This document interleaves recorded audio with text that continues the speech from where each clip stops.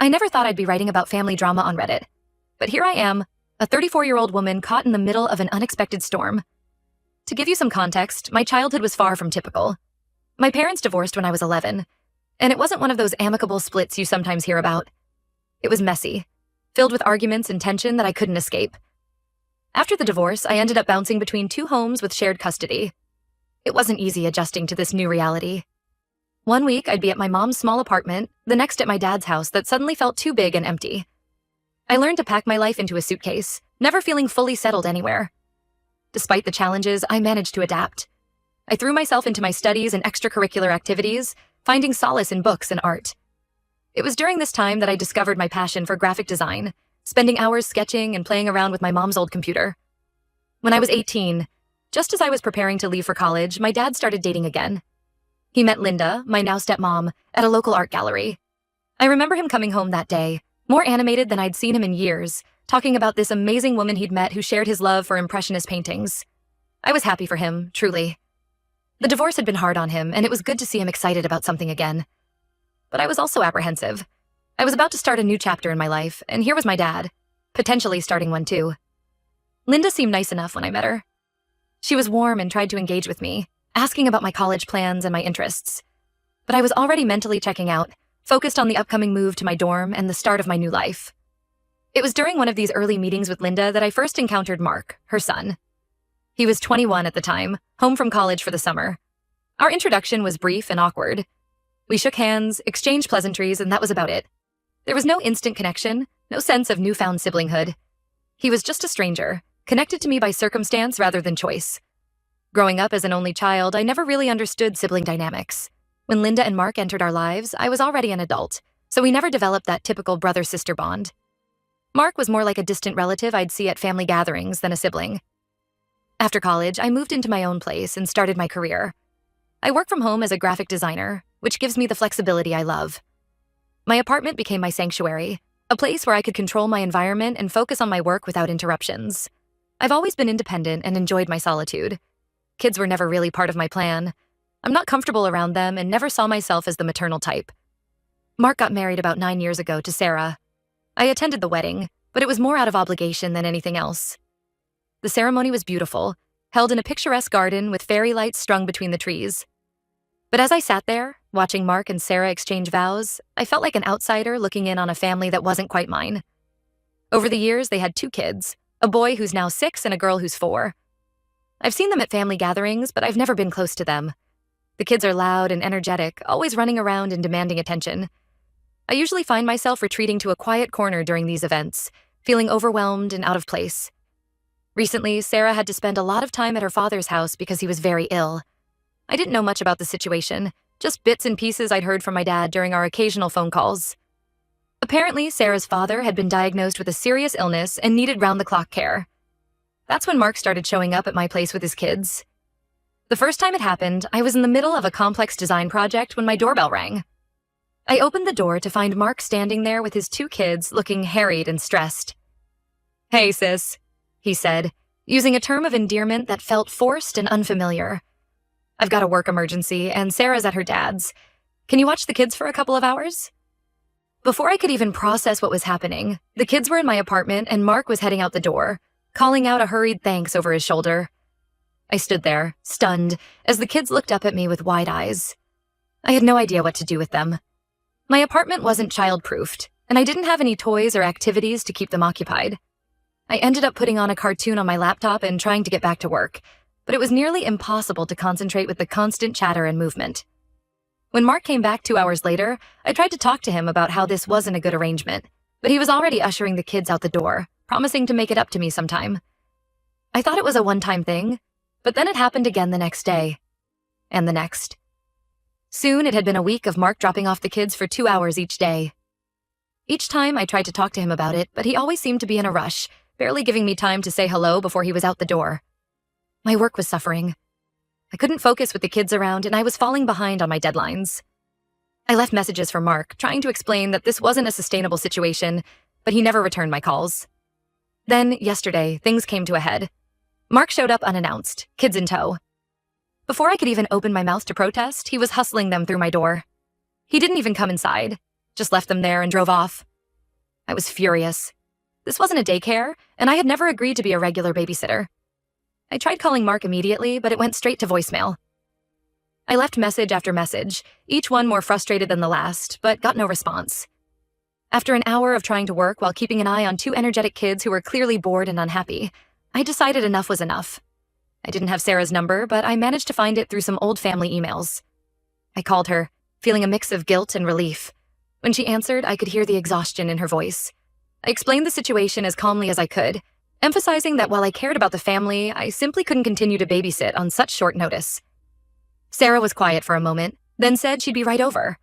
True to her word, she arrived within half an hour. As she gathered up the kids, she looked at me with an expression I couldn't quite read. Was it anger? Disappointment? Understanding? I wasn't sure.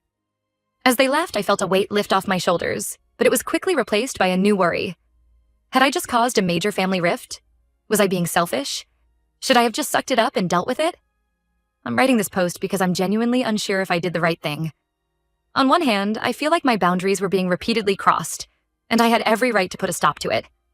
On the other hand, family is supposed to help family, and I worry that I've let everyone down. My phone has been suspiciously quiet since Sarah left with the kids. I'm dreading the inevitable fallout, but I also feel like I need to stand my ground. Am I the asshole here? Should I have handled this differently? Any advice would be appreciated as I navigate this family minefield. Update 1. It's been a month since my last post, and to say a lot has happened would be an understatement. I want to thank everyone for their advice and support. It really helped me navigate the initial fallout. After Sarah took the kids, my phone exploded with calls and messages from my dad, Linda, and Mark. I ignored most of them at first, needing time to process everything. The constant buzzing of my phone was a stark contrast to the silence I'd grown accustomed to in my apartment. Each notification made my stomach churn with anxiety. Eventually, I decided to talk to Linda, thinking she might be the most reasonable. Linda and I had always had a cordial relationship. While we weren't close, she had always been kind to me, often acting as a buffer between my dad's expectations and my desire for independence. I was wrong about her being reasonable. When I finally called her back, Linda was furious. Her usually calm voice was sharp with anger as she accused me of ruining Mark's marriage. I was confused. How could my refusal to babysit cause such? A huge problem? When I pressed for more information, Linda clammed up, saying it wasn't her place to share details. The conversation left me reeling. I felt like I had stepped into some bizarre alternate reality where I was suddenly the villain in a story I didn't fully understand. The guilt and confusion were overwhelming. Frustrated and worried, I started digging. I reached out to some mutual acquaintances and pieced together what had happened. It turns out, Sarah had filed for divorce. The reason? She had discovered that Mark had been cheating on her. I was shocked. Mark, the golden child of the family? A cheater? It seemed unbelievable. In all the family gatherings, Mark and Sarah had seemed like the perfect couple. They always arrived together, matching outfits, hands intertwined. They'd share inside jokes and finish each other's sentences. It was the kind of relationship I had secretly envied, even if I'd never admit it. But as I learned more, the pieces started to fit together. Apparently, Mark hadn't been dropping the kids off at my place so he could work or run errands. He had been using that time to meet up with his affair partner at a local hotel. Sarah, who had been suspicious for a while, had done some extensive digging before filing for divorce. I thought back to all those times Mark had dropped off the kids. Had he been rushing off to meet his mistress then? Had I unknowingly been enabling his infidelity? The thought made me feel sick. My call to Sarah had been the final piece of the puzzle for her. She had assumed Mark was at work when he dropped off the kids, but my call revealed the truth. Sarah had immediately left her father's bedside and rushed over, not just to pick up the kids, but to confront Mark. I felt sick to my stomach. Without realizing it, I had been an unwitting accomplice in Mark's affair. No wonder everyone was upset with me. In their eyes, I had exposed the family's dirty secret. But the more I thought about it, the angrier I became. Why was I being blamed for Mark's infidelity? Why was everyone more concerned about keeping his secret than about the pain he had caused Sarah and the kids? I decided to confront Mark directly. I called him, demanding an explanation. He picked up on the first ring, which was a surprise given how he had been ignoring me before. Mark's voice was a mix of anger and desperation. He accused me of meddling in things that weren't my business. He said I should have just watched the kids without question, that family was supposed to help family, no questions asked. I was furious. I reminded him that he had never actually asked for my help. He had just assumed and taken advantage. I told him that his actions were his own, and he had no right to blame me for the consequences. The conversation quickly devolved into a shouting match. Mark called me selfish and uncaring. I called him a cheater and a coward. We both said things we probably shouldn't have, dredging up old resentments and grievances. By the time I hung up, I was shaking with anger and frustration. I felt like I had been unfairly cast as the villain in a story where I was, at worst, a bit player. The family seemed to be fracturing along clear lines. Linda was firmly on Mark's side.